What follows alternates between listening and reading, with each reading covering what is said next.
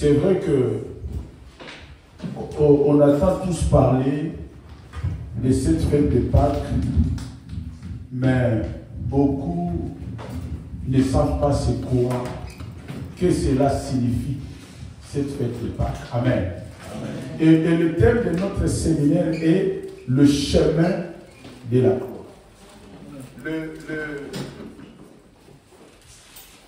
Le thème de notre séminaire est le chemin de la croix. Les enseignements sur le chemin de la croix consistent à expliquer à l'Église le processus par lequel Dieu a utilisé pour sauver le monde. Alléluia. Amen.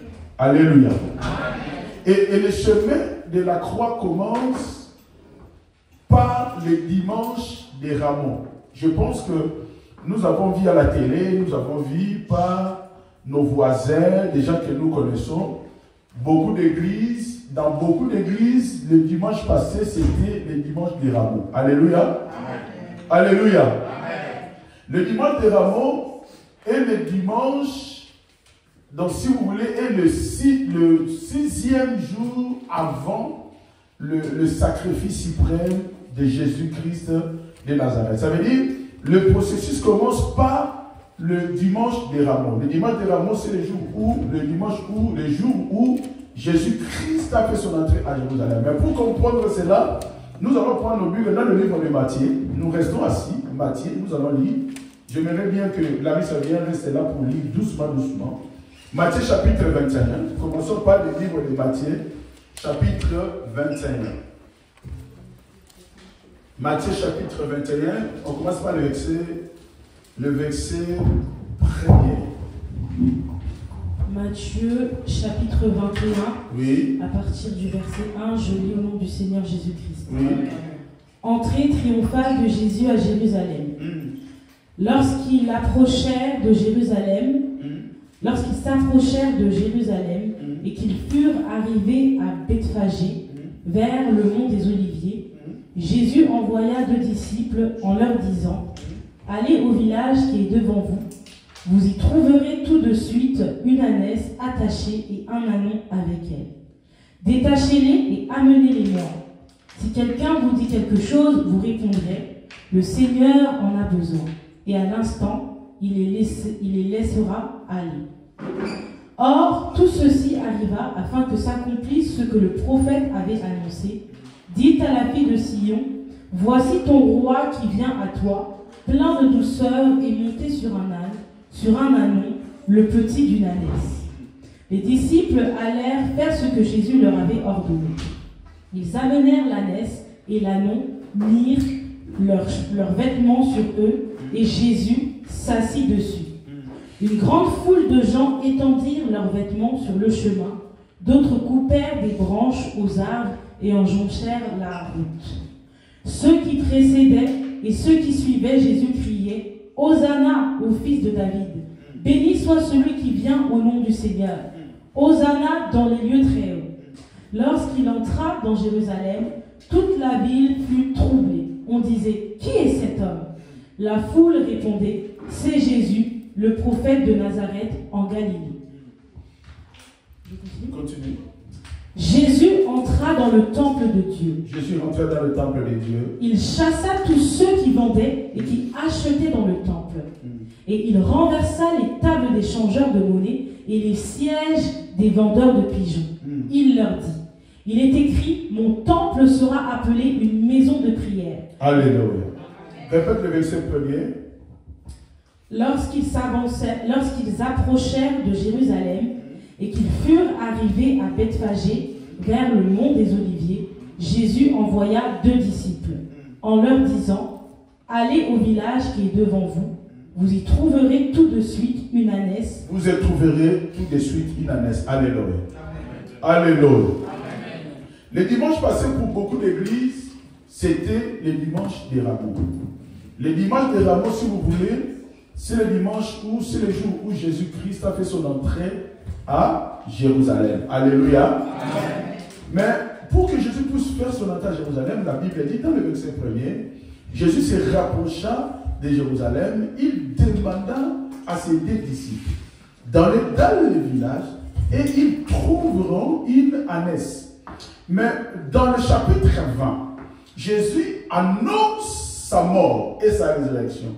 Jésus dit à ses disciples dans le chapitre 20 du livre de Matthieu, Jésus-Christ à partir du verset 16, Jésus dit, nous descendons vers Jérusalem et je serai arrêté, je serai humilié, frappé et crucifié. En fait, Jésus a annoncé sa mort avant l'entrée à Jérusalem. Avant son entrée à Jérusalem, il l'a annoncé à ses disciples. Et ils arrivent dans ces villages. La Bible dit devant ces villages, la Bible dit, Jésus va envoyer ses deux disciples pour aller chercher une ânesse qui était attachée.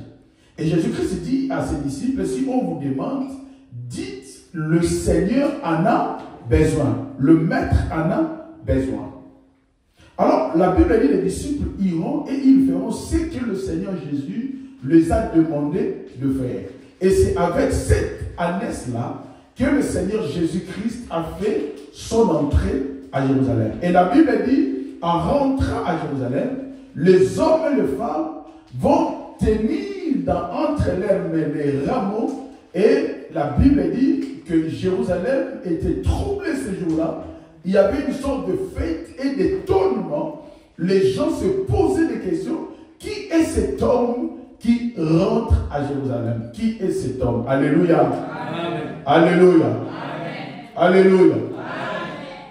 Alors, dans le chapitre 1er, dans le verset 1er, on parle de l'ânesse. Vous savez, dans la Bible, l'ânesse représente des choses.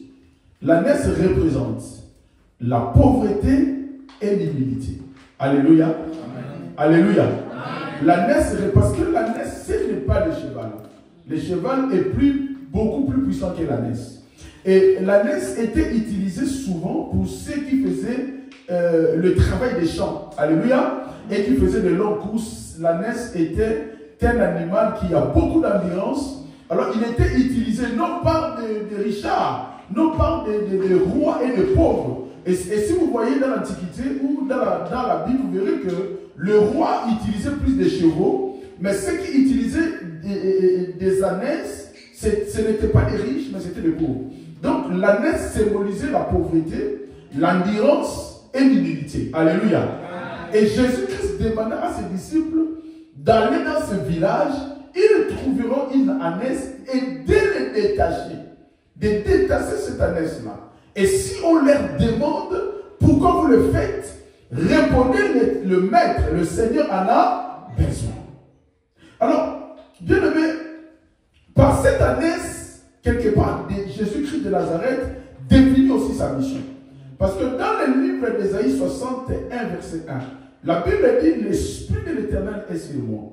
Et il m'a oint pour libérer les captifs, pour proclamer une année de grâce. Alléluia. Amen. Alléluia. Amen. Réconcilier le Père et le Fils. Amen, amen. Amen. Donc l'ânesse qui était attachée représente l'homme attaché, l'homme qui est dans l'esclavagisme jusqu'à aujourd'hui. Alléluia. Amen. Et Jésus-Christ, il envoie ses disciples. Les disciples représentent les serviteurs d'aujourd'hui. Le serviteur de Dieu a la mission d'aller libérer les ânesses attachées. Alléluia. Amen. Les ânesses attachées. C'est qui les ânesses attachées? Les ânesses attachées, ce sont ceux qui sont jusqu'aujourd'hui sous l'esclavagisme des traditions, de pauvreté, de difficultés, de maladies et de problèmes. Alléluia. Donc Jésus-Christ a envoyé ses disciples pour libérer ceux qui sont attachés. Amen. Pour détacher ceux qui sont attachés. Amen, amen. Amen. Libérer ceux qui sont captifs. Amen. Donc la mission de l'Église, c'est défini par ça. L'Église est appelée, les hommes de Dieu sont appelés pour aller libérer ceux qui sont fermés. Et la Bible dit, c'est avec cette ânesse-là que le Seigneur va faire son entrée à Jérusalem.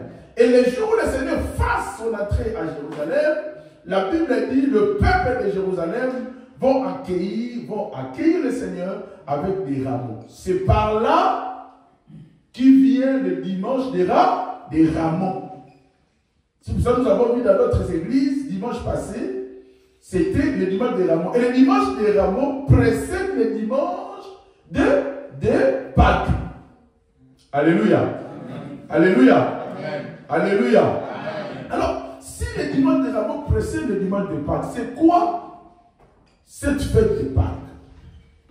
Elle veut dire quoi, cette fête de Pâques, pour nous les chrétiens? D'abord, je voulais qu'on sache une chose. Dans le livre d'Exode, chapitre 12, le Seigneur, Dieu dit à Moïse, il dit à Moïse, nous allons le lire, Exode chapitre 12. Exode chapitre 12. On commence par le verset 16. 16, oui. Je vais au nom du Seigneur Jésus. Amen. Le premier jour, vous aurez une sainte assemblée, et le 7e jour aussi. On ne fera aucun travail ces jours-là. Vous pourrez seulement préparer la nourriture de chaque personne. Vous célébrerez la fête des pains sans levain, car c'est précisément ce jour-là que j'aurai fait sortir vos armées d'Égypte. Le respect de ce jour sera une prescription perpétuelle pour vous au fil des générations. Le respect de ce jour sera une prescription perpétuelle pour vous et pour vos enfants. Alléluia. Amen. En fait, la fête de Pâques, c'était une fête que le Seigneur a instaurée d'abord pour le peuple d'Israël. Pourquoi? Parce que la fête de la Pâque représente la sortie. Amen. Amen. Pour le peuple d'Israël, Pâques représente la sortie. Le jour où ils furent libérés de l'esclavagisme des Égyptiens. Parce que nous savons tous que Israël est resté durant plusieurs siècles en Égypte comme esclave. Et qu'est-ce qui va se passer? La Bible dit que le Seigneur va envoyer Moïse voir le Pharaon pour lui dire que le Seigneur Dieu avait ordonné que Pharaon puisse laisser les Israélites partir. Et nous connaissons l'histoire que Pharaon a résisté aux appels de Dieu. Mais quelque part plus loin, la Bible dit aussi que si Pharaon a résisté, parce que Dieu lui-même avait rendu le cœur de Pharaon incrédule. Alléluia. Amen. Donc il y a d'autres choses, il y a d'autres personnes qui nous persécutent. Ils nous persécutent parce que Dieu veut que ces gens-là soient à nos côtés pour nous persécuter. Amen. Alléluia. Amen. Il y a d'autres persécutions, bien aimés, quand ils arrivent dans nos vies, il faut rendre gloire à Dieu. Amen. Écoutez, nous avons un Dieu puissant. Nous avons un Dieu, la Bible dit, il dit un mot et la chose s'accomplit. Donc ça veut dire que quand Dieu demande à Moïse d'aller voir Pharaon pour lui dire de libérer Israël, Dieu avait dit un mot et la chose devait s'accomplir. Mais qu'est-ce que Dieu va faire? Dieu voulait maintenant que le peuple d'Israël puisse expérimenter la puissance et la gloire de Dieu. Maintenant, qu'est-ce que Dieu va faire? Dieu va endurcir le cœur de Pharaon afin qu'Israël puisse voir ce que Dieu est capable de faire pour son peuple. D'ailleurs, je voulais rappeler une personne. Les gens vont venir voir Jésus-Christ en lui disant, ton ami Lazare est malade. Ton ami Lazare est malade. Écoutez la réponse de Jésus. Jésus répondra que la maladie de Lazare n'amènera pas Lazare à la mort. Est-ce que quelqu'un est en train de me suivre? Amen. Le Seigneur pouvait se déplacer tout de suite pour aller résoudre la situation. Mais le Seigneur va répondre aux gens que le cerf de Lazare va envoyer vers lui en leur disant qu'il est malade, je sais. Il est malade, je suis au courant. Mais je vais vous dire aussi que la maladie qu'il a, il ne l'amènera pas à la mort. Alléluia. Amen. Alléluia. Amen. Quand le Seigneur envoya Pharaon, envoya Moïse d'aller voir Pharaon, le premier jour, même Pharaon pouvait laisser Israël partir. Parce que quand Dieu dit un mot, la chose accomplie. Il est le tout-puissant, il est le roi des rois. Il est le maître de toutes choses, le maître de l'univers. C'est lui qui donne à Pharaon le souffle de vie. Parce que vous devez savoir une chose. Et le bon et le mauvais, le souffle de vie que nous avons, cela vient de la part de Dieu. Amen. Amen, amen. Même le diable, s'il existe jusqu'aujourd'hui, parce que Dieu permet qu'il existe. Amen. Parce que c'est Dieu qui est le créateur de Lucifer. Alléluia. Amen. Et c'est Dieu qui est le créateur de tout homme qui existe sur la terre. Donc ça veut dire que quand Dieu dit un mot, Dieu envoie Moïse aller voir Pharaon. Pharaon pouvait le même jour laisser Israël partir. Mais Dieu a endurci le cœur de Pharaon. Pourquoi? Parce que Dieu voulait démontrer à Israël de quoi il était capable. Je veux dire à une personne, quelles que soient les situations qui dirent dans ta vie, Dieu va te démontrer de quoi il est capable. Même quand les choses bloquent, même quand les choses sont devenues difficiles, moi je veux te rassurer que nous avons un Dieu qui opère d'une façon extraordinaire. Est-ce que quelqu'un t'a dit dessus? Nous avons un Dieu qui opère. Quand Dieu décide une chose, il finit par le réaliser. Quand il dit un mot, il l'accomplit. La Bible dit il n'est pas un fils de l'homme pour mentir. En fait, Pharaon représente tout simplement les obstacles que tu traverses dans ta vie. Pharaon représente tout simplement les difficultés que tu es en train de traverser dans la vie. Mais je connais une personne dans la Bible qui dit, même si je marche dans la vallée de l'ombre de la mort, je ne crains aucun mal, car sa houlette et son bâton me rassurent. Je veux dire à une personne, même si tu marches, même si tu traverses la vallée de l'ombre de la mort, ne crains rien, car Jésus-Christ est avec toi. Et il restera avec vous tous les jours. Quel que soit ce qui est en train de se passer dans ta vie, ou quel que soit ce qui est en train de passer dans ce pays, tu as un Dieu que tu adores, et ce Dieu, il s'appelle Jésus. Amen. Amen. Alléluia. Amen. Alors la fête de Pâques, c'était le fait que Dieu a instauré lui-même. D'abord pour Israël. Mais moi je voulais que nous comprenions une chose. L'église n'est pas Israël. Des fois, nous confondons l'Israël et l'église. Des fois, les chrétiens pensent que nous sommes israélites. Nous ne sommes pas des Israélites.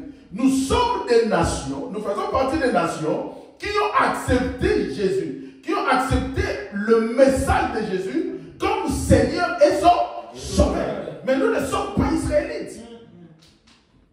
Il y a ce qu'on appelle des Israélites qui sont descendants de Jacob par le sang. Nous ne sommes pas descendants de Jacob par le sang. Nous faisons partie de la descendance de Marie à travers le sang de son fils Jésus. La dernière fois, j'avais dit que l'église n'est pas patriarcale. J'avais dit que l'église est matriarcale. Pourquoi j'avais dit l'église est matriarcale? Parce que si nous remontons la Bible dans le livre de Genèse chapitre 3, en commençant par le verset 1er, nous voyons que le serpent va amener la femme dans le lait. Donc il va faire manger le fruit interdit à la femme. Alléluia. Amen. Alléluia. Amen. Et l'homme, quand il va arriver, la femme va présenter cela à l'homme et l'homme va manger aussi le fruit. Maintenant, il va arriver que Dieu avait un rendez-vous tous les jours avec l'homme et la femme. Et Dieu va se présenter au rendez-vous, l'homme n'était pas là. Dieu va les chercher. Où êtes-vous? Maintenant, l'homme qui est Adam va répondre à Dieu, je me cache. Alors Dieu pose la question à Adam, pourquoi te caches-tu? Adam dit, je me cache parce que je suis nu. Alors Dieu dit, qui vous a dit que vous êtes nu? Qui vous l'a annoncé que vous êtes nu? Parce que jusque-là, Adam était nu et Ève était nue, mais ils n'avaient pas cette conscience. Vous savez, dans le jardin d'Éden, vous verrez que Adam a connu Ève après le péché. Hein? Avant le péché, Adam n'avait pas connu Ève. Donc avant qu'il mange le fruit, Adam et Ève, c'était des hommes. Mais ils n'avaient pas encore la maturité des hommes. Quelqu'un est en train de me comprendre? Parce que nous devons comprendre que dans le jardin d'Éden, Dieu avait tout mis à disposition de l'homme et de la femme. L'homme ne faisait pas d'effort physique. Même s'il était au champ, le fait d'aller au champ ce jour-là pour Adam, c'était une sorte des loisirs, mais ce n'était pas un travail. Avant le péché, le travail n'existait pas.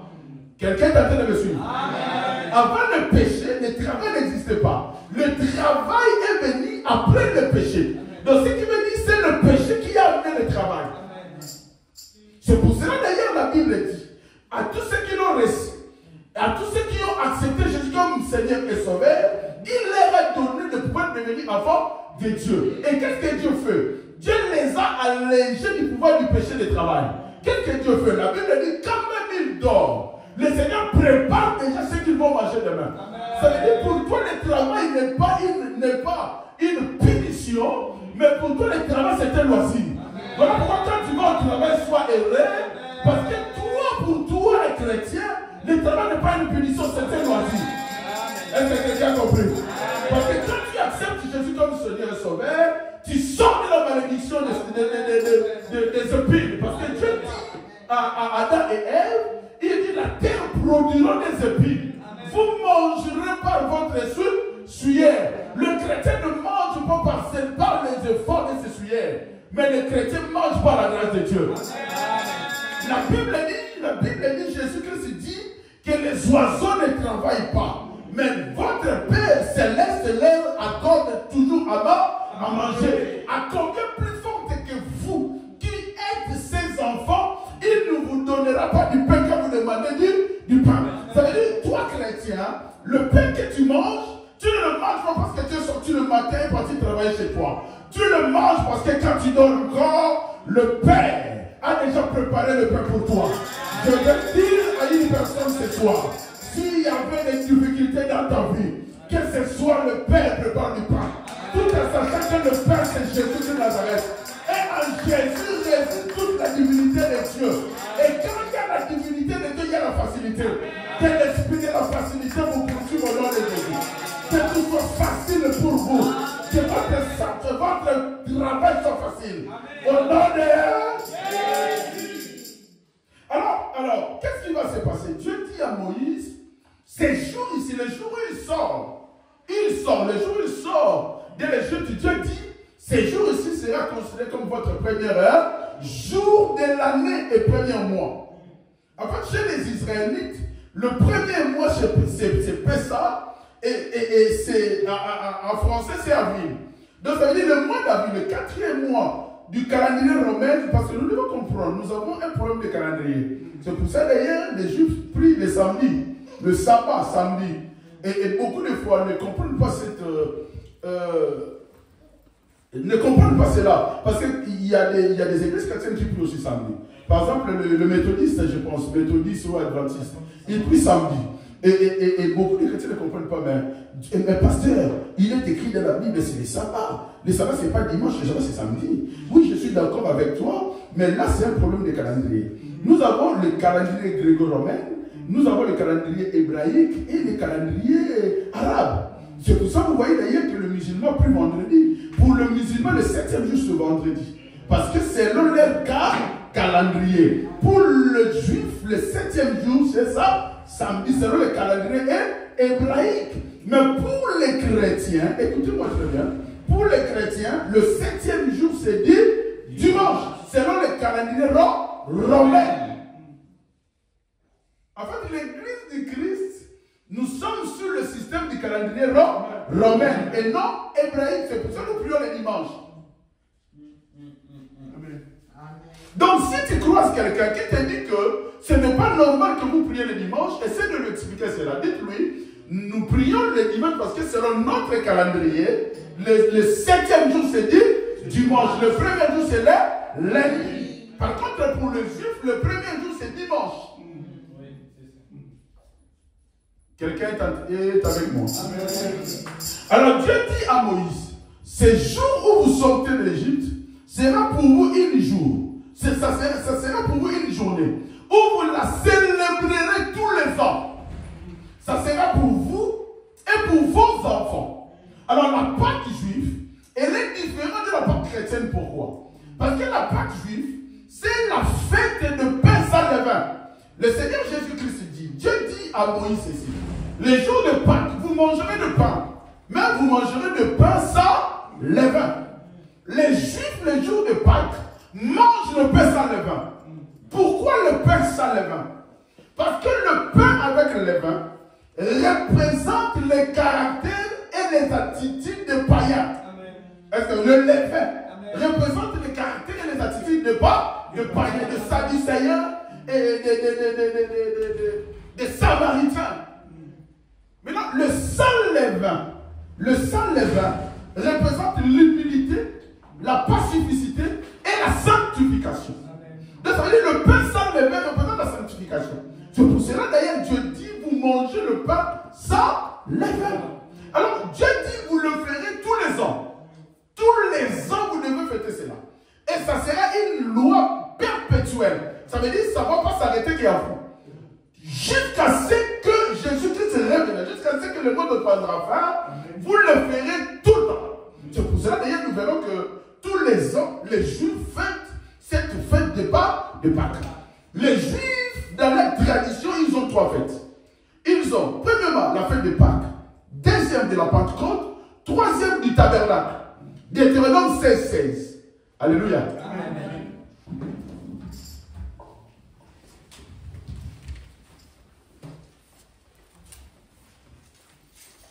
Deutéronome 16.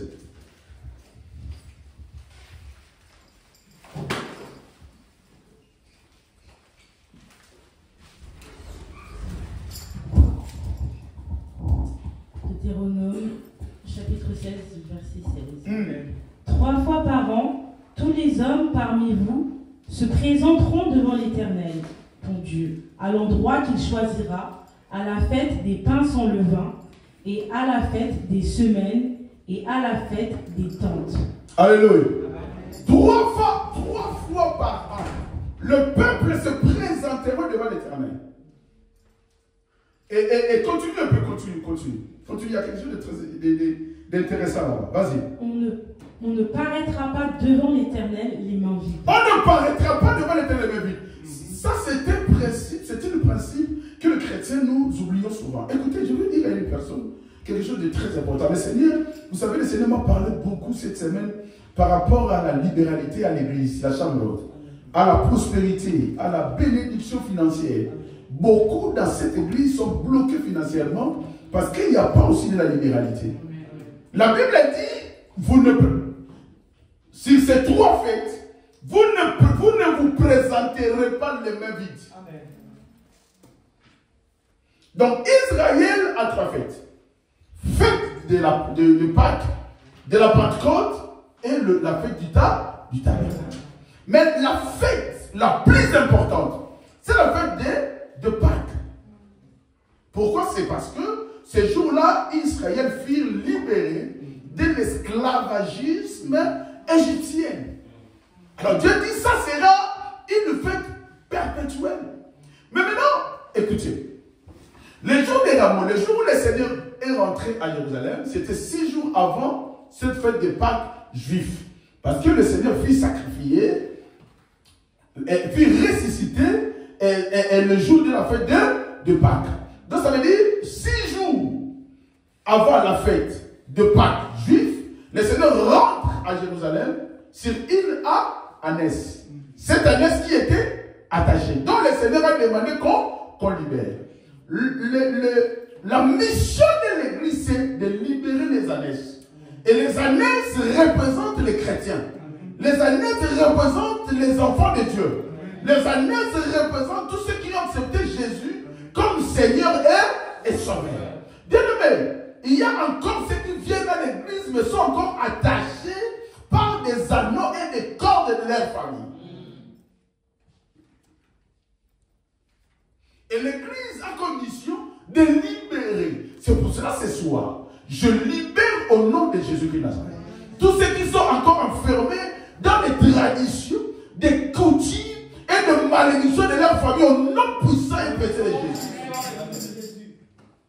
Alors ces jours-là, c'était une journée de fête. La Bible dit Israël, le peuple d'Israël vont prendre des rameaux et ils vont accueillir le Seigneur Jésus rentra à Jérusalem et la Bible dit il criait Hosanna, Hosanna, Hosanna au Fils de Dieu. Amen.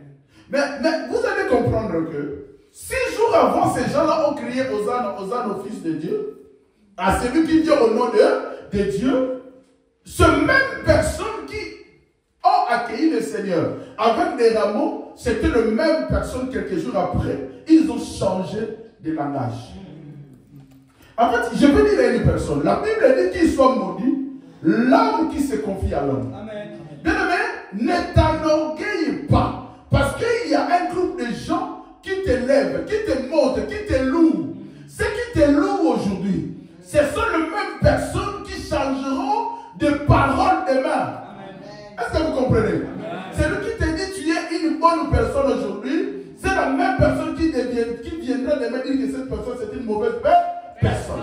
L'homme a tendance d'oublier souvent le bienfait de l'autre.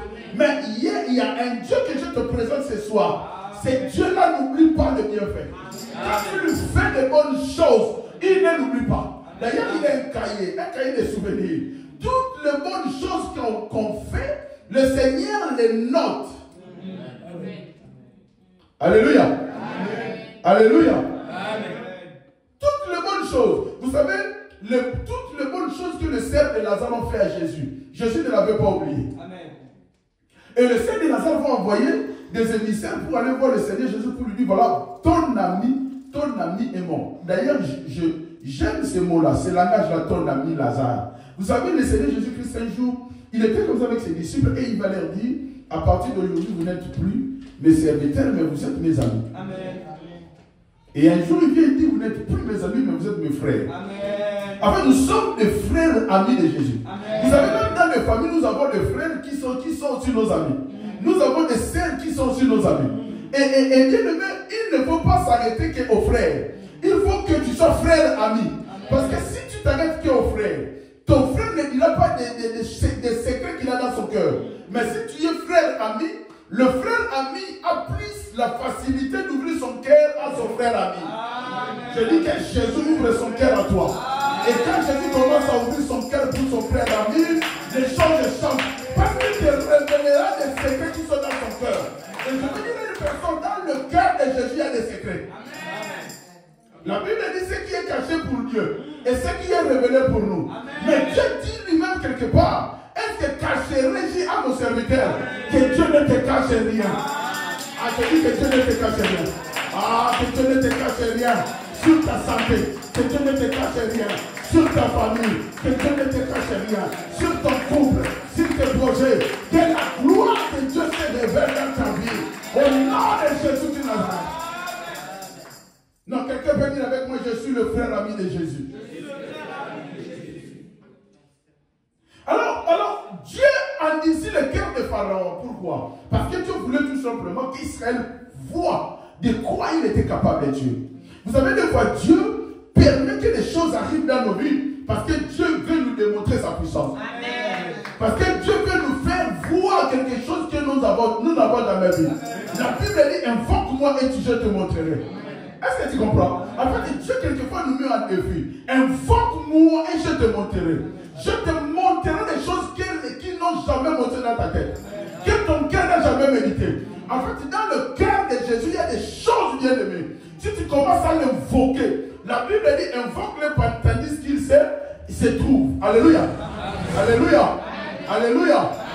La Bible dit cherche Dieu pendant qu'il se trouve et invoque-le pendant qu'il est là. Bien-aimé, bien-aimé, bien-aimé, un autre secret, si tu veux contempler la gloire de Dieu, commence à invoquer Dieu. Amen. Invoquer Dieu, c'est la façon la plus profonde de chercher la part de Dieu. Amen. Parce que nous avons la prière et nous avons l'invocation. La prière et l'invocation, c'est deux choses différentes.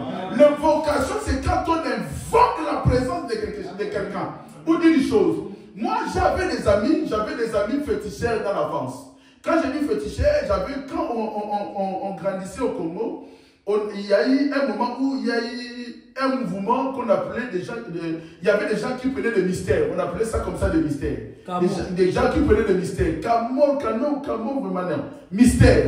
Et ces gens qui prenaient le mystère faisaient des combats comme les énigmes, des gens comme ça, les têtes dans les villes, les trucs de la vie comme ça. Et on avait un ami qui s'appelait Pécos. Pécos, il était grand maître dans ces choses-là. Et Pécos invoquait Ramsès d'Égypte.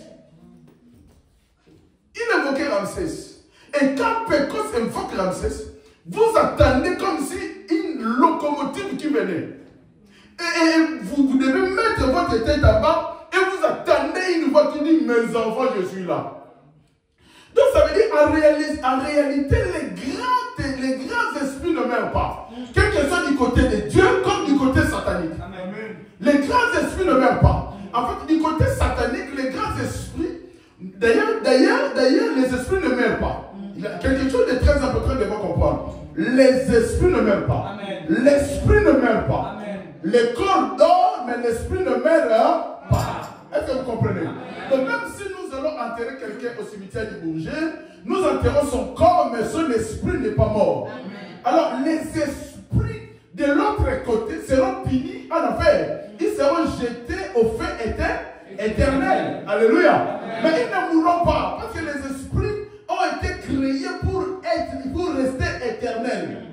Dieu a créé les esprits dans l'esprit éternel. Donc ça veut dire qu'il n'y a aucun esprit qui mourra. Même Lucifer, même les démons, personne ne mourra. C'est pour ça que Jésus-Christ dit que la mort n'existe pas. Quand on appelle Jésus pour lui annoncer la mort d'une fille, Jésus-Christ dit à la maman de la fille, ta fille n'est pas morte, mais ta fille dort.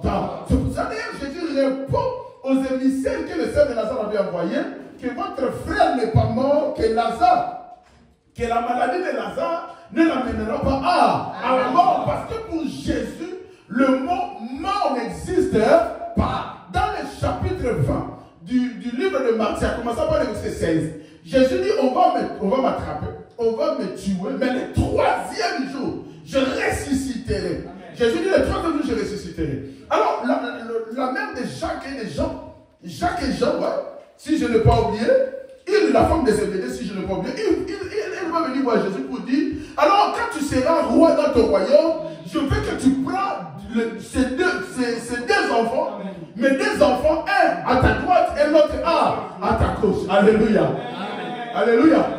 Mais écoute maintenant la réponse de Jésus. Jésus dit, cela ne dépend pas de moi. Amen. Cela dépend de mon Père. C'est pour cela que je voulais dire à une personne.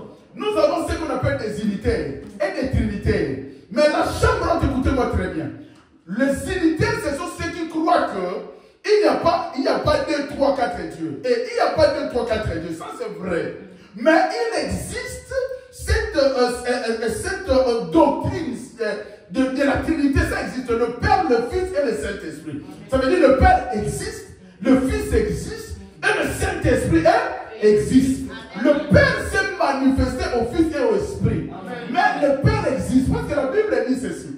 Dans le livre de Corinthiens 15, au dernier jour, le Fils rendra la gloire du Père. Amen. Et Jésus-Christ lui-même ici dit, cela ne dépend pas de moi, dépend de mon Père. Et Jésus dit que celui qui m'a envoyé est plus grand que moi. Amen. Faisons beaucoup attention. Beaucoup pensent que le Père n'existe pas. Il n'y a que Jésus. Oui, Jésus est là.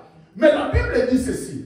Après la mort de Jésus, le Père va venir le ressusciter. C'est le Père qui ressuscite Jésus après le troisième jour. Et la Bible dit, il lui donne. Est-ce que vous comprenez? Amen. Il lui donne le nom qui est au-dessus de tous les noms. Amen. Dans les cieux, sur la terre et sur la terre. C'est le Père qui lui donne. Amen. En exemptant le Père. Quand la Bible dit, il lui donne le nom qui est au-dessus de tous les noms. Sauf le Père. Amen. Parce que le Fils adore le Père. Amen. Est-ce que vous comprenez? Amen. Jésus est le Fils de Dieu. D'ailleurs, Jésus lui-même le dit dans le livre de Proverbes, chapitre 8. Jésus dit, il m'a engendré. C'est pour ça, d'ailleurs, je vous ai dit dimanche que Dieu est masculin, féminin. Ça, c'est quelque chose, je veux que ça rentre. Je vous ai dit que Dieu est masculin, féminin. En fait, Dieu, il a la capacité lui-même, Dieu, d'engendrer. C'est pour cela, d'ailleurs, que Jésus-Christ dit, il m'a engendré. Et la Bible dit, Dieu envoya son Fils unique. Parce que Jésus n'est pas une créature. Mais Jésus est sorti du Père. Amen. Quelqu'un a entendu me suivre? Jésus-Christ est sorti du Père. Le Père a engendré parce que le Père en lui, il est masculin, féminin. Amen. Donc il est capable de réaliser tout ce qu'un masculin peut faire, est capable de réaliser tout ce qu'une féminine peut faire. Donc Jésus est sorti du Père. Comme Jésus-Christ est sorti du Père, c'est pour cela qu'il est Dieu. Parce qu'il vient du Père. Nous ne sommes pas des unitaires, nous sommes des trinitaires. Ça veut dire que nous croyons au Père, nous croyons au Fils et nous croyons au Saint-Esprit.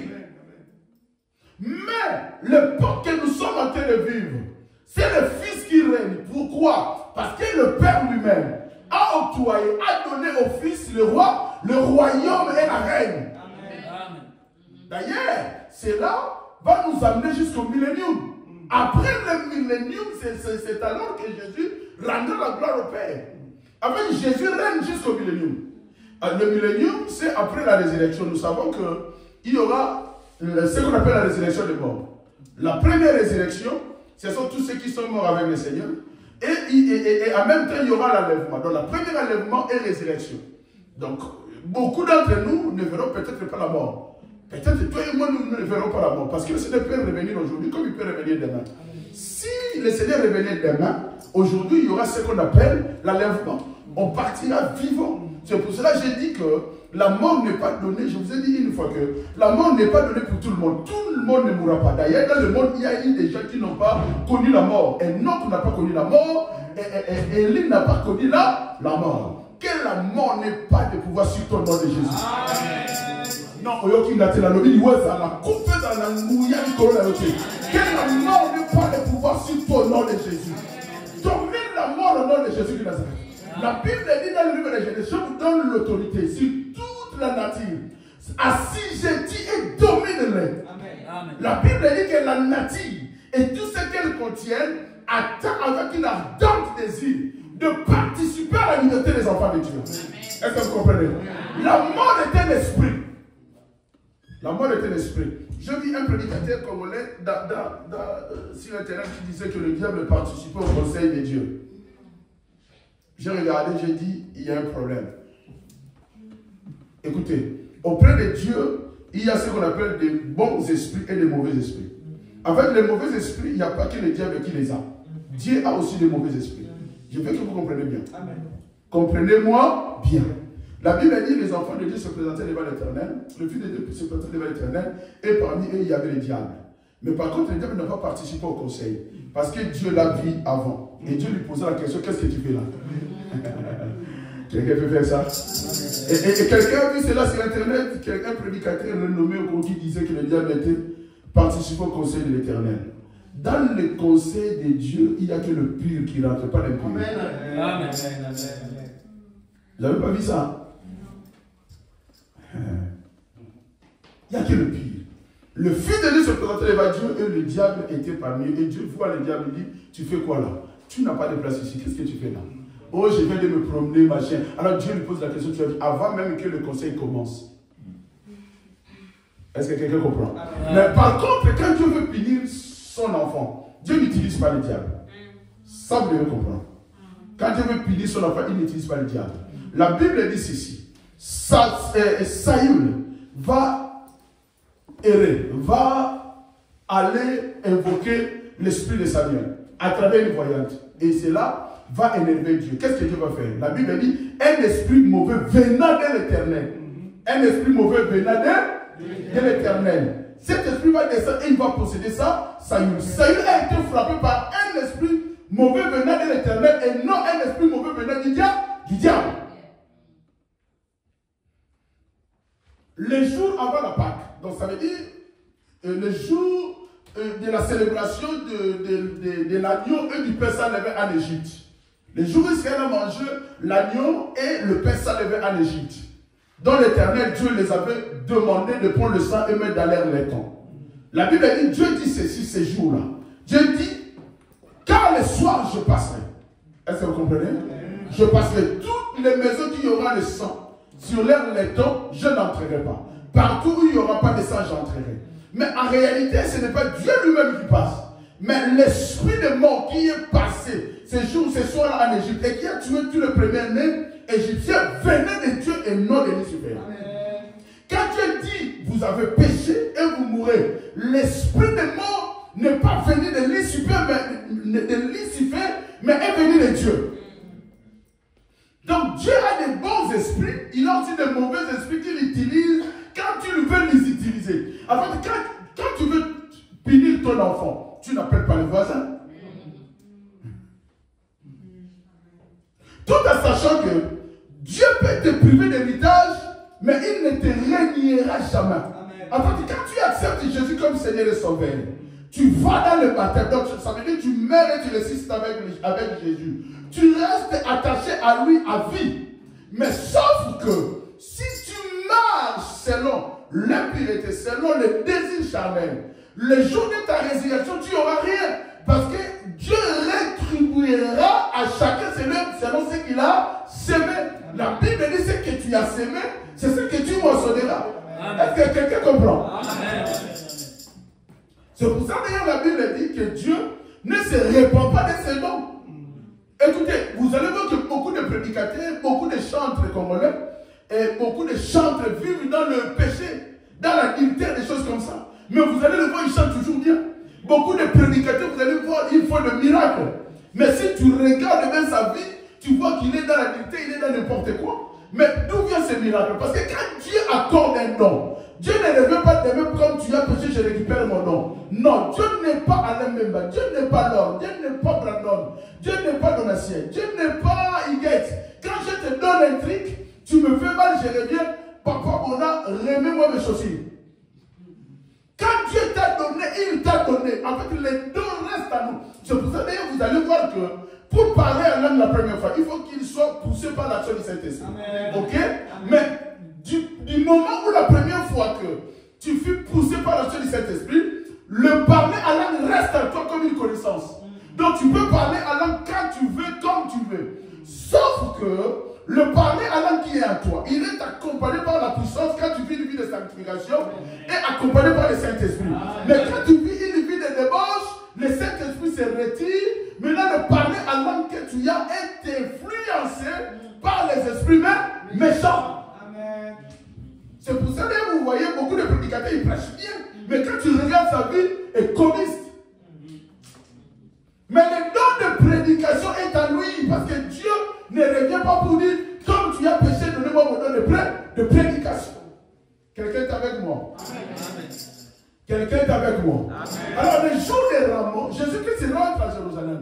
Quand Jésus rentre à Jérusalem, la première des choses que Jésus-Christ a fait, c'était quoi? La Bible dit que Jésus-Christ est parti au temple. Et au temple, Jésus arrive au temple, il trouve que le peuple d'Israël, ils ont transformé le temple de Dieu en un marché, à un endroit de fête, d'échangeur de monnaie. La Bible dit que le Seigneur va prendre une chicote. La première des choses, avant d'aller à la croix, la première des choses que le Seigneur a fait, il a d'abord sanctifié le temple. Est-ce que vous comprenez? Et je vous ai rappelé qu'Israël a trois fêtes. La fête de Pâques, la fête des moissons, donc Pentecôte, et la fête du tabernacle. Et l'apôtre Paul dit, vous ne savez pas que vos corps sont les temples du Saint-Esprit, par laquelle habite l'Esprit de Dieu. En fait, bien aimé, la première des choses que tu dois commencer d'abord à faire, c'est de sanctifier le temple qui est ton corps. Parce que sur ton corps, dans ton corps, il doit résider le Saint-Esprit. Et dans l'année, il y a ce qu'on appelle la fête du tabernacle. Donc ça veut dire, les anges dans le ciel, ils doivent fêter de la sanctification qui est en toi. Alléluia. Amen. Alléluia. Amen. Donc la fête de la Pâque, d'abord, c'est une fête juive. Au début, une fête juive. Et avant la crucifixion, il n'y avait que les juifs qui fêtaient cette fête. Les nations ne fêtaient pas cela. Il n'y avait que les juifs, pas les gentils ou les païens. Il n'y avait que les juifs qui fêtaient la Pâque. Alléluia. Amen. Parce que c'était une fête juive. Et la fête Pâque des Juifs représente la sortie des Israélites à l'esclavagisme égyptien. Alléluia. Amen. Alors, la Bible dit ceci. Dans le livre d'Ésaïe chapitre 3, l'homme va pécher. Quand l'homme va pécher, Dieu va mettre toute une processus du salut pour pouvoir sauver l'homme. Maintenant, pour pouvoir sauver l'homme, il fallait maintenant que quelqu'un puisse venir. Est-ce que vous comprenez? Amen. Pour sauver le monde, pour sauver l'homme. C'est ce qu'on appelle le chemin de la croix. Et cette personne qui a accepté de venir pour te sauver, c'est Jésus. Alléluia. Amen. Alléluia. Amen. Et dans le livre de Matthieu et Luc, chapitre 1er, chapitre 2, nous voyons comment est-ce que Jésus-Christ finit. La Bible dit que l'ange va venir voir Marie, une vierge fiancé à un homme qui s'appelait Joseph. La Bible dit que l'ange Gabriel va venir voir Marie pour lui annoncer qu'elle tomberait enceinte. Alléluia. Amen. Alléluia. Amen. Et Marie, la Bible dit, elle tombe enceinte. C'est pour cela que je vous ai dit, je répète, que l'église, elle est matriarcale. Pourquoi? Parce que dans le livre de Genèse, quand l'homme a péché, Dieu va venir voir l'homme. L'homme dit, c'est pas moi, c'est la femme. La femme dit, c'est le serpent. Dieu va aller voir le serpent. Écoute ce que Dieu dit. Il dit au serpent, à partir d'aujourd'hui, tu vas ramper. Ta nourriture sera la poussière. Et la descendance de la femme t'écrasera la tête. Dieu parle de la descendance de la femme t'écrasera la tête. Dieu ne parle pas de la descendance de l'homme. Il parle de la descendance de la femme. Mais non, Dieu prophétise cela. Dieu parle de la descendance de la femme dans le livre de Genèse. Et dans le livre de Matthieu, chapitre 1er, il s'accomplit.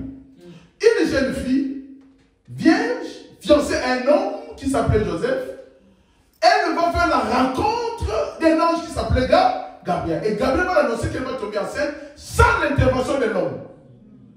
Donc ça veut dire que Jésus n'a pas eu de père biologique. Alors, si Jésus n'a pas eu de père biologique, il est notre grand frère. Ça veut dire spirituellement, nous n'avons pas de père biologique. L'église n'a pas de père biologique. Le père de l'église, c'est Dieu. Amen. Par Marie. Donc ça veut dire le représentant légal de Jésus sur la terre, c'était que Marie. Parce que Joseph était son beau-père. Et c'est pour ça d'ailleurs qu'un jour la Bible dit Jésus va disparaître comme ça dans le temple. Il disparaît dans le temple. Marie et Joseph le cherchent. Ils vont le trouver dans le temple. Mais Marie m'a dit, pourquoi tu nous as fait comme ça, moi et ton père? Devant tout le monde. Hein? Parce que tout le monde pensait que Jésus était le fils de Joseph. Marie dit, pourquoi tu nous as fait comme ça, moi et ton père? Jésus regarde Marie, Jésus, il répond à Marie devant tout le monde. Hein? Il dit, pourquoi me cherchez-vous pendant que moi je m'occupe des affaires de mon père? Je pense que tous ceux qui étaient là s'étaient étonnés. Mais t'as dit Joseph, ce n'est pas son père Joseph. Donc Jésus ce jour-là a affirmé et réaffirmé qu'il avait un père. Et son père n'était pas Joseph, mais son père c'était le très haut. Est-ce que vous comprenez? Jésus-Christ a toujours parlé de son père. Ce n'était pas pour faire semblant ou diversion, non. Écoutez, je vais vous dire une chose. On ne peut pas crucifier le père, c'est impossible. D'ailleurs, on a crucifié Jésus parce que Jésus-Christ était homme 100%, aussi Dieu 100%. Mais vous devez comprendre, ce qui était né en Marie, ce n'était pas Dieu, mais c'était Jésus, homme. Parce qu'un homme ne peut pas porter Dieu sur son ventre. Un homme ne peut pas porter Dieu. Marie n'a pas porté Dieu. Marie a porté Jésus, homme. Parce que Jésus était 100% homme et 100% Dieu. C'est pour ça, d'ailleurs, nous avons vu des faiblesses. Il va directement lui dire, est-ce que cette coupe ne peut pas passer? Est-ce que vous comprenez? Il va de côté et dire, papa, pourquoi m'as-tu abandonné? Parce que là, c'était l'homme, il avait des douleurs. La Bible dit, c'est à cause de ces douleurs que nous sommes guéris et sauvés. Donc ça veut dire que Jésus ne faisait pas semblant sur la croix. C'était l'homme Jésus qui souffrait. Est-ce que quelqu'un comprend? Amen. Quelqu'un est avec moi? Amen. Donc, l'église est matriarcale, pourquoi? Parce que nous sommes des descendants de Marie par Jésus. Nous sommes des fils de Marie par Jésus. C'est pour cela, d'ailleurs, j'ai toujours dit, il faut faire attention avec Marie. Il ne faut pas parler de Marie comme si tu parlais à ta maman à la maison. Non, Marie n'est pas ta maman à la maison. Au ciel, Marie aurait une place particulière. Marie, ce n'est pas comme n'importe quel. La Bible dit, la salutation de Gabriel, de l'ange Gabriel, de l'archange Gabriel à Marie, c'était quoi? Il dit à Marie, tu y as trouvé grâce parmi toutes les femmes. Est-ce que vous voyez comment est-ce qu'il parlait à Marie? Marie, ce n'est pas n'importe qui, il faut faire attention. Nous sommes des fils de Marie par Jésus, parce que Jésus est notre grand frère. À tous ceux qui l'ont reçu, il a donné le pouvoir de devenir enfants de Dieu. Si nous sommes enfants de Dieu par Jésus, Jésus-Christ est le fils de Marie. Jésus-Christ est le fils de Marie. C'est pour ça que je vous ai dit que l'église est matriarcale. D'ailleurs, écoutez, même pour la venue de Jésus, vous allez comprendre que Dieu a créé toujours des femmes. Dans des nations païennes, pour que Jésus puisse venir. Rahab, c'était une païenne. Mais vous allez voir que Rahab est parmi les premiers ancêtres de Jésus. Est-ce que vous comprenez? Tamar d'ailleurs est la première. Tamar était une païenne, Rahab était une païenne, Ruth était une païenne. Vous allez voir que Dieu a pris que des femmes. Hein? Il a pris, et à travers ces femmes-là ont mis au monde des enfants, jusqu'à ce que Jésus-Christ est venu sur la terre.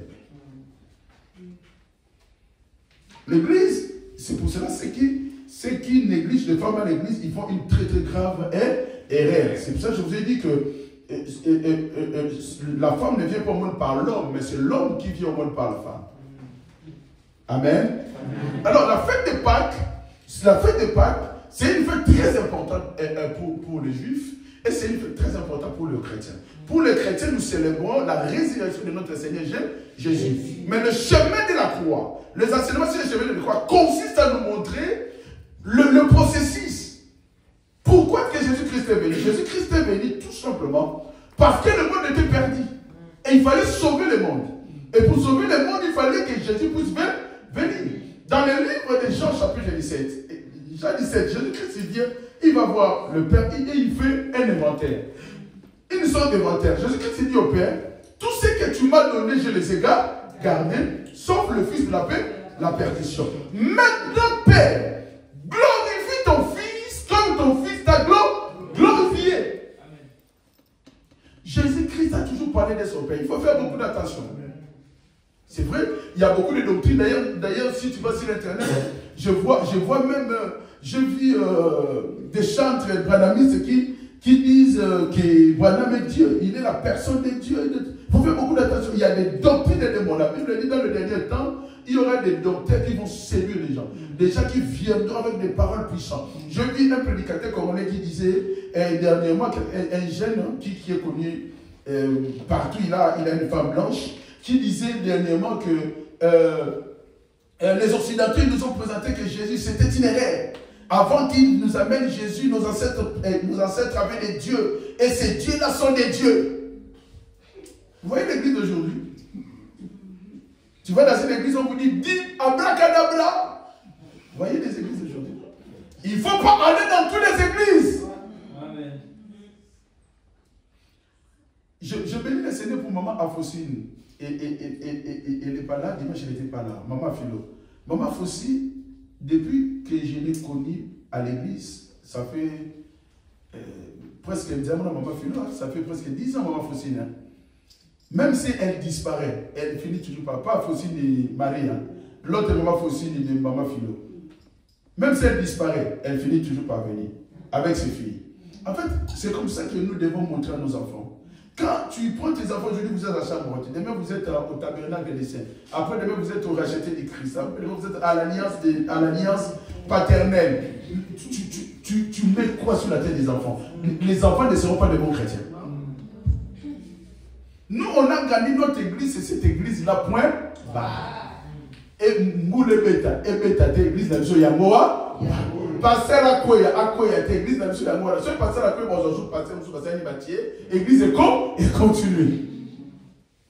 D'ailleurs, nous, on a grandi dans une église où le pasteur ne restait pas toute sa vie dans une église. Ça, vous devez savoir ça. C'est pour ça, d'ailleurs, moi, avec les évangélistes, je suis en train de faire une démarche très importante. Si Dieu nous aide, si Dieu peut nous aider de nous adhérer dans les communautés des Assemblées de Dieu de France. Ça, je veux vraiment que toute l'église, vous soyez d'accord avec moi. Parce que je ne veux pas que nous soyons l'église des aventuriers. Nous, on a grandi le pasteur. Quand le pasteur reste toute sa vie dans une église, il commence à prendre l'église comme son bien personnel. C'est pour ça que vous voyez quand le pasteur meurt, il prend son fils, il le remplace. Nous, on a grandi, le pasteur pouvait rester ici 5 ans. Après, il va, on le mythe. Le pasteur d'ailleurs habitait dans le parcelle de l'église. Papa Bonnet, ça, vous ne connaissez pas ça. Nous, on a réussi notre éducation chrétienne. C'est pour cela, c'est difficile qu'on nous dévie. Mais toute cette génération d'aujourd'hui, il y a un mouvement de prédicateurs, de pasteurs qui sont venus avec n'importe quoi. Les fils de Dieu sont perdus, il n'y a pas de base. C'est pour ça que vous allez voir ici, on punit quelqu'un et 2 jours après vous attendez, il a Saint-Denis, il est en train de prêcher. Ô homme de Dieu.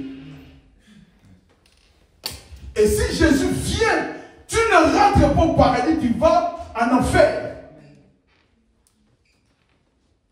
Il faut faire beaucoup d'attention, bien-aimés. Surtout sur Internet. Surtout sur Internet. Faites attention. Ne va pas tout le temps écouter n'importe quoi. Par exemple, un homme, disons de Dieu, qui dit que Jésus, il n'est pas le seul Dieu. Nos ancêtres aussi avaient des dieux. Mais attendez, il faut, je vais expliquer quelque chose. Quels sont les dieux que nos ancêtres adoraient? Moi, j'ai toujours dit ceci. L'homme noir, l'homme africain, a connu Jésus avec l'homme occidental. 3-4 ans après la mort de Jésus, la Bible dit, on est vers l'an 40, la Bible dit que Philippe va croiser un ministre éthiopien. Est-ce que vous comprenez? Amen. Le ministre éthiopien fut baptisé avant Jean-Paul II, avant que l'évangile arrive à Rome.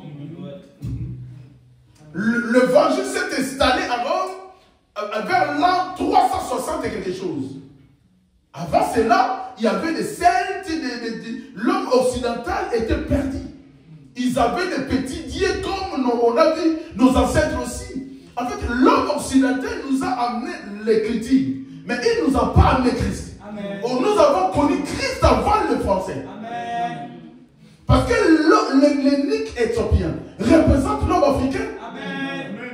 Amen. Simon de Cyrène.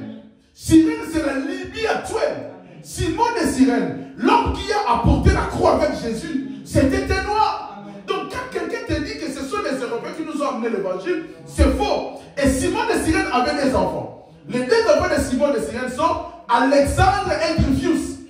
Et Alexandre et Rufus firent parmi les premiers apôtres, le premier évangéliste. Donc ça veut dire, les Noirs ont prêché Jésus avant Macron.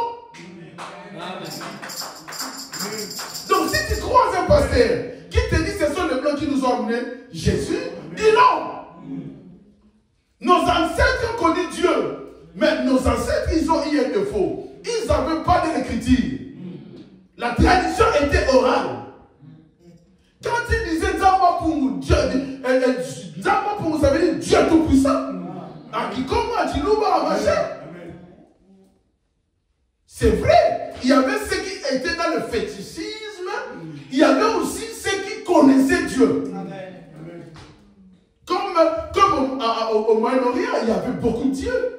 Mais le Dieu qui se distinguait, c'était le Dieu de Moïse. Donc aujourd'hui, nous avons des églises où tu vois le pasteur dit, aujourd'hui nous allons parler sur les spiritualités chrétiennes. C'est quoi la spiritualité chrétienne? Il vous dit que tu peux sortir de ton corps. Je vois un homme de Dieu qui dit, j'étais au Rwanda, je suis rentré à Kinshasa sans prendre l'avion. Et les gens acclament. C'est de la sorcellerie. Non, la chambre haute, nous ne voulons pas ça. Amen. Dans la chambre haute, nous voulons prêcher Jésus. C'est Jésus comme Seigneur et Sauveur. C'est Jésus. Il n'y a pas d'autre Dieu que Jésus. Il n'y a pas d'autre Sauveur que Jésus.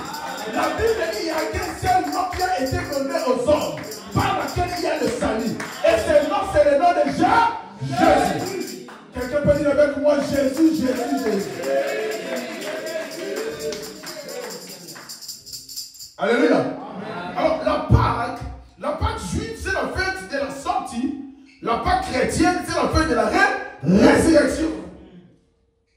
Mais le chemin de la croix, c'est Matthieu, Marc et Luc. Vous voyez les 3 évangiles. C'est ça le chemin de la croix. En fait, les 3 évangiles vous expliquent, le processus vous explique comment est-ce qu'il est né, comment est-ce qu'il a grandi, et quels sont les obstacles et les choses qu'il a accomplies pour que toi et moi nous soyons sauvés. Et Jésus rentra à Jérusalem, Jésus dit, il est écrit que ma maison sera appelée une maison de prière. Et tout en sachant que quand Dieu parle de la maison, il parle, la Bible dit qu'il n'habite pas dans les maisons construites, dans le même d'hommes. Et donc la maison de Dieu, c'est toi, c'est ta vie. Et toi, tu dois être la maison de prière. En toi, il ne doit pas avoir des choses bizarres. Je prie Dieu pour toi ce soir. Que tu sois un bon chrétien. Que tu sois la maison de prière. Car toi réside la gloire et la puissance de Dieu. Je prie Dieu pour toi ce matin. Que la gloire de Dieu réside dans ta vie. Que tu prospères à tous égards. Que cette semaine sainte soit une semaine de résurrection dans ta vie. La Pâque chrétienne représente la résurrection. Bien aimé, dit d'aujourd'hui jusqu'à dimanche que tu ressuscites en tout. Alléluia. Amen. Alléluia. Amen.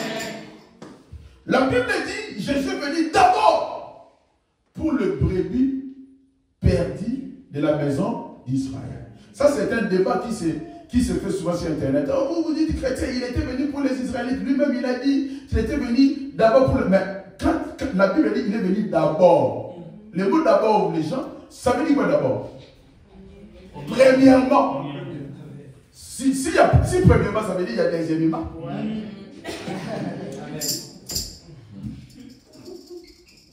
Pourquoi premièrement? Je vais vous expliquer. Parce que vous devez comprendre que Dieu a toujours travaillé avec Israël et les gentils. Toujours. Depuis l'Ancien Testament. Vous verrez que dans l'Ancien Testament, Dieu va utiliser Assyrius.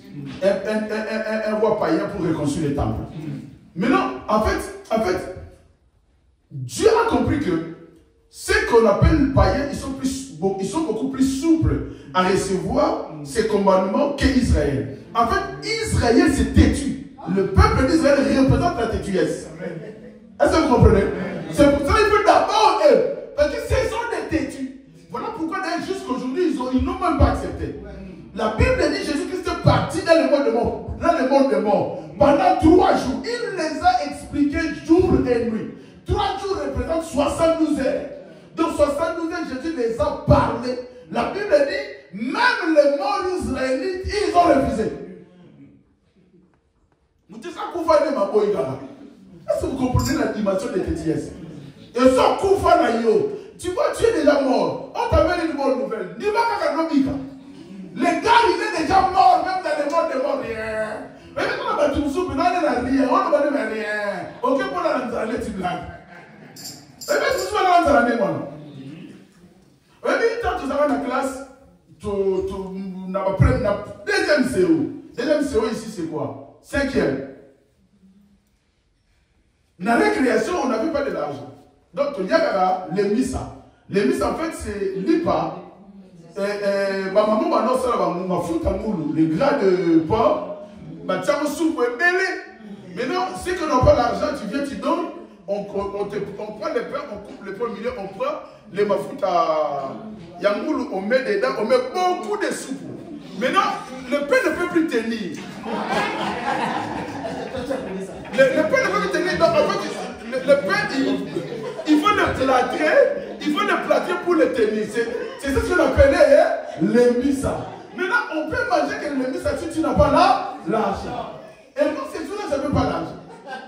Tout en sachant qu'à l'école, il y a des petits chéris, des trucs comme ça. J'appelle le plus petit de la classe. Vous savez, dans les salles de classe, il y a toujours un petit intelligent.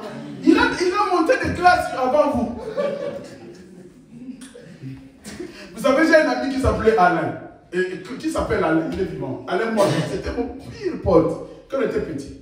Un jour, il y a un petit de quartier qui me dit, oh, j'étais en même classe avec Alain. Ah, toi, même école avec Alain, mais il y a un petit. Comment est-ce que tu es là? Oh, j'étais en même classe, j'appelle Alain. Alain. Et puis tu me dis que vous étiez dans la même classe. Je dis Alain, ah, même pas. Tu as une classe numéro 6. Tu as une classe numéro 1. Tu as une classe numéro 1. Ah, qu'on double. Alors, je vais qu'on double. En fait, on double. Maintenant, le petit, on est dans la même classe. Maintenant, il y avait un petit dans la classe où j'étais. Je me suis resté à l'école. Je lui ai dit, prends ça, va m'acheter les missa. Quand tu vas l'amener, ne me donne pas devant les gens. Prends les missa, amène-les sous le pupitre. Moi, je vais aller les récupérer là-bas. Moi, maintenant, j'étais comme ça avec les chéris, il était comme ça, on parle. Lui, il a acheté les missa. Il a dit, Allez, regardez l'église. J'avais faim. La tournée est petit. Natinio. Non, la tournée est l'église. Oh, parce que tu n'as pas de temps à obéir, tu n'as pas de l'église. Oh, mais allez, n'a pas de temps. Na bien na muta tinda kiyo na yo so olia lia wala na mo na ba chéri si ko na ko finali sur le cadre que na ka to yo na dia so lokati moi na ba na mo lia na le misa bisha na ta le gaga ya ka se lo te me yo alia na le misa de le me na kwaya na nzala tala wa bi e na ba teti mususu ba za ne na lo te me teti ya so za le logo te mutaza le logo bikitisa. Ah, il faut que vous ayez une autre chose. Ah, comprendre que la vie du soir, comme ça, la vie sur une autre chose. Vous avez la vie au Congo d'ailleurs. Alors, lui qui dit ça, pas hier, c'est pour ça qu'il faut ton moment. Ah, Jean-Baptiste a dit que je diminue, qu'il fasse quoi? Kola. Oh, qui te sa kola la vie na yo. Nalobi sa kola la vie na yo. Nalobi sa kola la vie na yo. Nalobi sa kola la vie na yo. Nalobi sa kola la vie na yo. Nalobi sa kola la santé na yo.